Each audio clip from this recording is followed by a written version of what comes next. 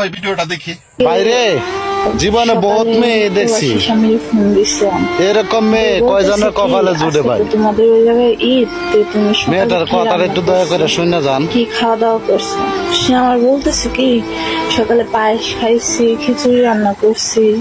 তা আমি বললাম তুমি প্রতিদিন তো খাওয়ার সময় আমার ফোন করো, আজকে ঈদের দিন তো আমার আজকে ফোন করো নাই।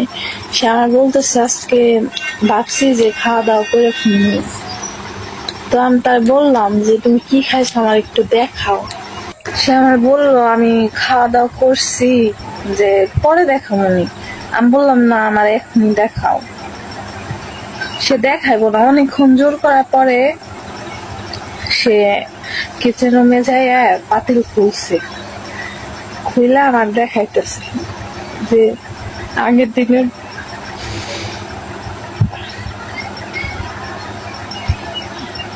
আমি দোয়া করবো বোন, ছোট বোন, আর বাসি তুমি ভালো থাকো।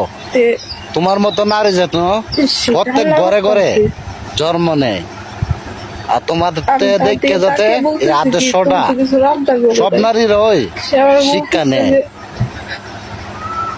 ডিউটি থেকে মাত্র আসলাম, এখন রান্না করুন তারপরে তোমার কথাটি শূন্য বোন, আমি বললাম এখন অনেক ভালো লাগলো, কলেজাটা ঠান্ডা হয়ে গেল।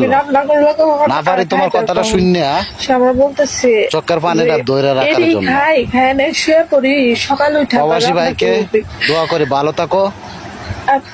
মূল্যমান একটা তাদের নারী পাইছো, তোমার কপালে জুটছে। এমন করে ঈদ পালন করতেছে মনে হইতেছে কি কারো বিয়ে হইতেছে। আর যারা টাকা কামাই করে টাকার বেশি, তার আগের দিনের পান্তা ভাত, বাসি তরকারি এগুলো